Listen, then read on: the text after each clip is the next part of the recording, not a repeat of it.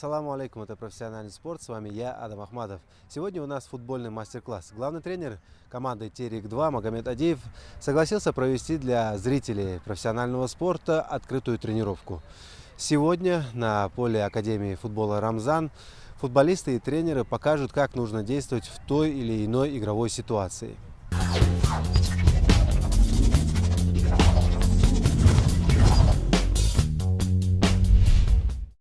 В начале тренировки главный тренер Магомед Адиев дает напутствие своим подопечным, и начинается разминка, которую проводит помощник главного Руслан Эдиев.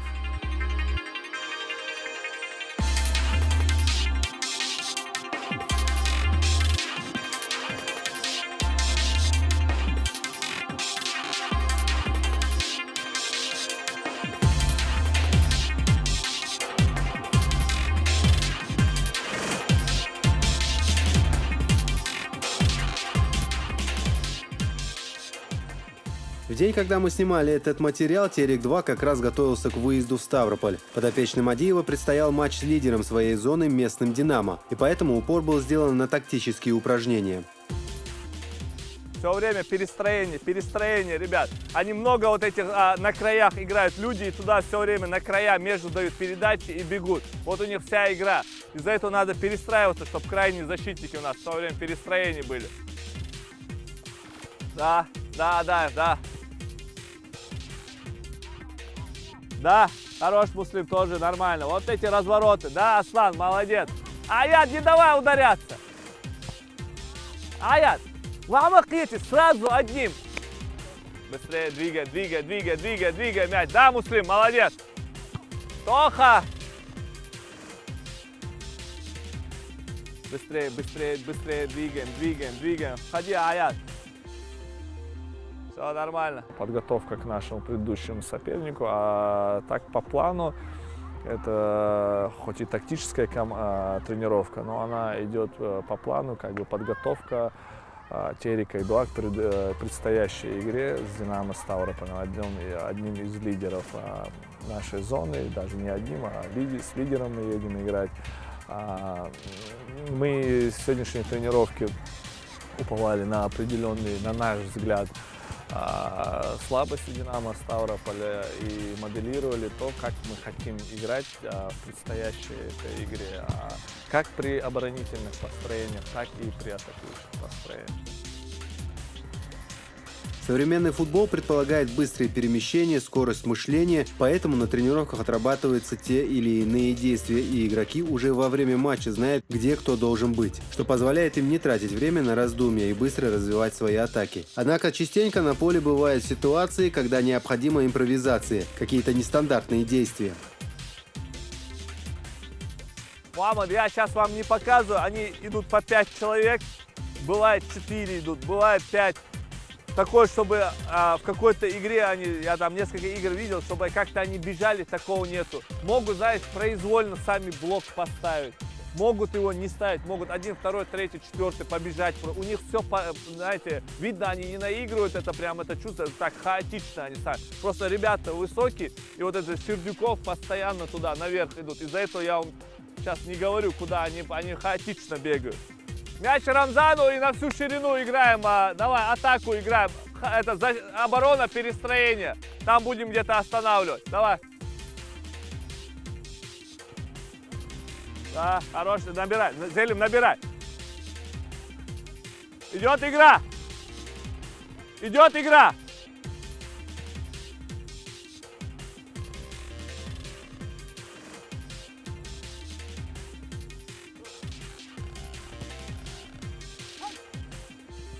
Быстрее, крутим этот мяч, быстрее. Кого видишь, отдаем. Быстрее.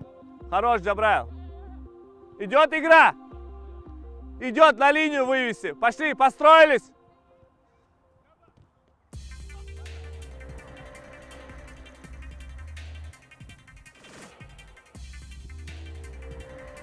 Импровизация, конечно же, должна быть в атакующих действиях, без нее никуда. Но в атакующих действиях должны быть определенные схемы, наигранные комбинации, когда человек не знает, что, как говорится, в лимите времени, не знает, что с мячом делать, чтобы он пасовал туда, что мы наигрывали на тренировках, даже не глядя, и там должен быть игрок находиться. Вот в этом плане мы это должны до автоматизма доводить, наши все вхождения там, в крайней зоне, в средней зоне. Если это у нас будет доведено до автоматизма, чтобы футболист во время игры даже не думал, куда ему пасовать, он знает, что надо туда-то, туда-то пасовать, потому что мы это на тренировках делаем. Нам это надо доводить до автоматизма. Руслан, все правильно, передача назад, вылет, и тут же вот этот пас туда, на третьего надо задвинуть. Вот сейчас правильно, сама направленность, что вот такая у вас была. Пас назад, это значит промежуточный, следующий идет вперед.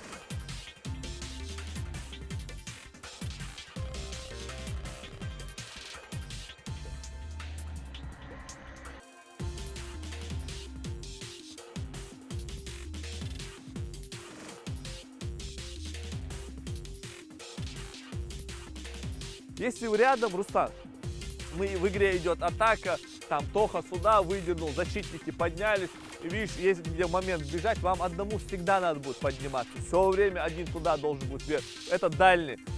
Два стоите, вот под этот сброс Тоха, чтобы под этот пас на третьего или туда защитник, а дальний туда поднимается все время при потере, чтобы все время он играл там. Куда атаки, куда к Вагидову туда смещаешься. С твоей стороны атака.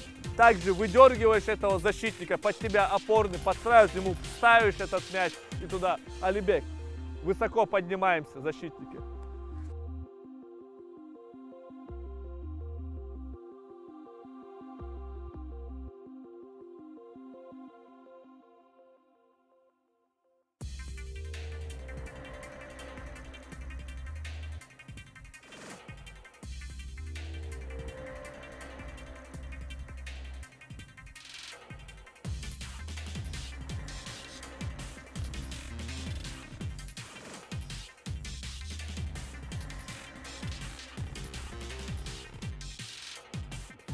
Конечно, у нас не все получается, что там скрывать мы не будем.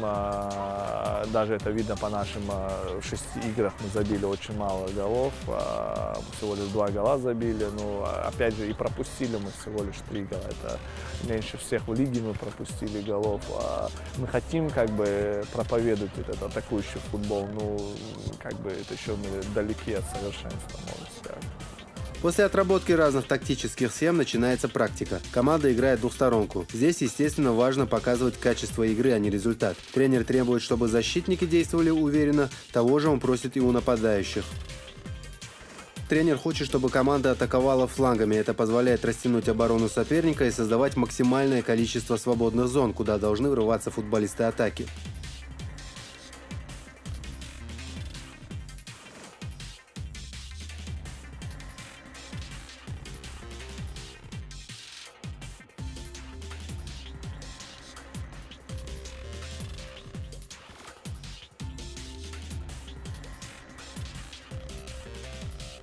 У них есть в этих крайних зонах, на наш взгляд, определенные такие свободные зоны, и мы как бы хотим туда делать упор в этой предстоящей игре с входом туда крайних наших защитников и поддержки туда же, в эту зону, через средней линии из человека, чтобы туда подходил. Тренировка подходит к концу. Магомед Адиев собирает всех в центральном круге и благодарит за работу. Завтра еще одно легкое занятие и выезд в Ставрополь.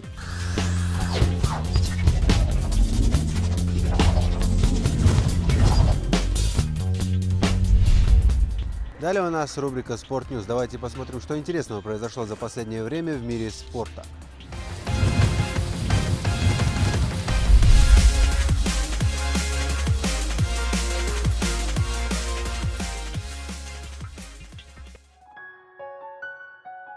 Печальная новость. Молодой футболист Гриша Симонян, с которым в марте Грозненский Терек заключил профессиональный контракт, скончался в ночь с 25 на 26 сентября в одной из московских клиник. Гриша Симонян получил травму головы 4 года назад во время футбольного матча. Диагноз «рак головного мозга» стал настоящим шоком для молодого парня и его родителей. Грише предстояло дорогостоящее лечение за границей. Благотворительный фонд «Оранжевое небо» и издание «Чемпионат» объявили о начале сбора пожертвований, обратившись к каждому, кто хоть чем-то может помочь. Узнав об истории Гриши, глава Чеченской Республики, почетный президент Терека Рамзан Кадыров попросил остановить сбор средств и объявил, что берет на себя оставшиеся расходы на лечение парня. Все необходимые средства были перечислены на его счет.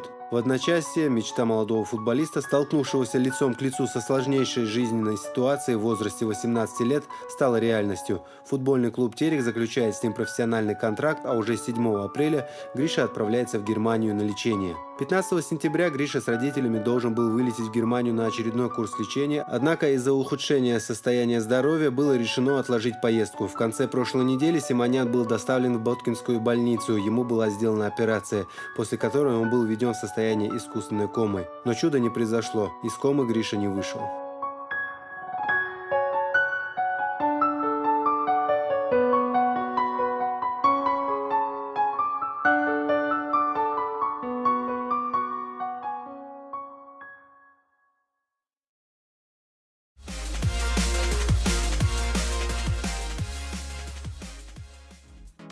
Бывший чемпион мира в 4 весовых категориях Рой Джонс-младший заявил о том, что планирует и в дальнейшем проводить поединки в России. Напомним, что 26 сентября 45-летний Джонс провел в Краснодаре поединок с 30-летним египтянином Хани Атио. Конечно, я планирую в дальнейшем провести еще несколько боев в России. В частности, я верю, что однажды вернусь в Краснодар. Вообще, в ближайшем будущем я хотел бы более плотно заняться своими учениками и помочь одному российскому боксеру стать чемпионом мира, приводит слова Джонса агентство «Эспорт».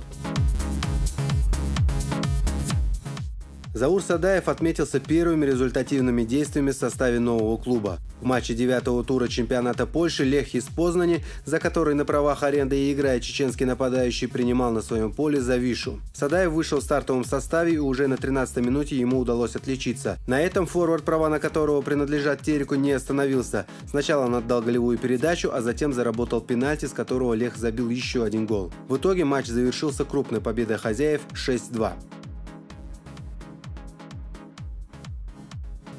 Президенты WBC, WBA и ABF провели встречу в Плая-дель-Кармен, на которой договорились организовать турнир чемпионов в 2015 году. Ранее уже сообщалось о планах проведения турнира, который бы выявил единого чемпиона в каждой весовой категории. Мы решили разработать окончательные принципы проведения турнира чемпионов, который выявит лишь единственного чемпиона в дивизионе. Нам еще предстоит пройти долгий путь, но это факт. Мы стремимся сформировать платформу, которая позволит промоутерам организовать лучшие бои. Люди становятся все более требовательными к боям, они хотят, чтобы лучшие сражались с лучшими, и мы должны сделать это, приводит слова главы WBC Маурисио Сулеймана Boxing Scene. Бывший чемпион UFC Андрей Орловский может выбыть из строя на 6 месяцев. По окончании шоу UFC Fight Night 51, в рамках которого Орловский нокаутировал Антонио Сильву, бразильская атлетическая комиссия ММА объявила, что 22 бойца будут временно отстранены от участия в поединках. 3 из них могут быть отстранены на срок в 180 дней по медицинским причинам. Отстранение Орловского на данный момент временное и может быть отменено после рентгеновского обследования его запястья. Соперника белорусского бойца отстранили на 60 дней, запретив контакты на протяжении 45, сообщает MMA Fighting. Чемпион мира в 2 весовых категориях Флойд Мейвезер-младший одержал победу над бывшим чемпионом мира в полусреднем весе Маркосом Майданой. Мейвезер был точнее на протяжении всего поединка и владел преимуществом, несмотря на то, что временами Майдане удавалось прижимать его к канатам, и американец пропустил несколько ощутимых ударов в голову. По итогам 12 раундов судьи отдали победу Мейвезеру 115-112, 116-111, 116-111. 37-летний американец по-прежнему не знает поражения, для него эта победа стала 47-й в 47 боях. Отметим, что в этом поединке на кону стояли чемпионские титулы Мейвезера и в полусреднем, и в первом среднем весах.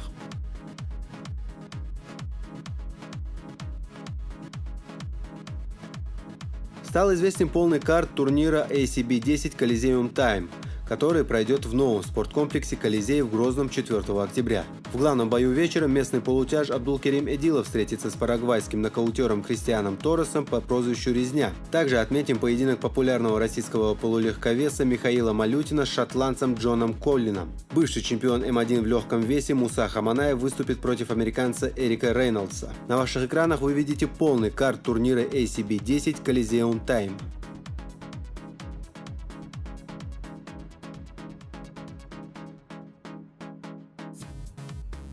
Всемирный боксерский совет WBC во главе с президентом Маурисио Сулейманом призывает Флойда Мейвезера-младшего и Мэнни Пакьяо договориться о проведении поединка. Были бесчисленные новые статьи и заявления в прессе о поединке, о котором говорят уже на протяжении нескольких лет.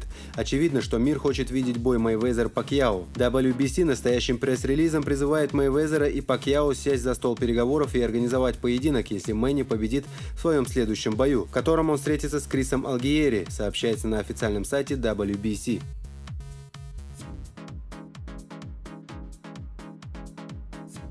Новым главным тренером регулярного чемпиона мира в супертяжелом весе Руслана Чагаева будет известный специалист Фриц Дунек. Об этом рассказал менеджер боксера. «Мы очень рады работать с Фрицем, он является лучшим тренером в Германии. Он очень хорошо знает Руслана и работал с большим количеством различных боксеров и чемпионов», приводит слова менеджера Boxing Scene. Отметим, что Дунек уже работал в углу Чагаева в поединке против Реса Кента, состоявшемся в июле этого года в Грозном. Однако тогда он выполнял функции второго тренера и катмена. Также представитель Чагаева сказал, что Руслан вероятнее всего проведет свой следующий бой в ноябре этого года в Германии.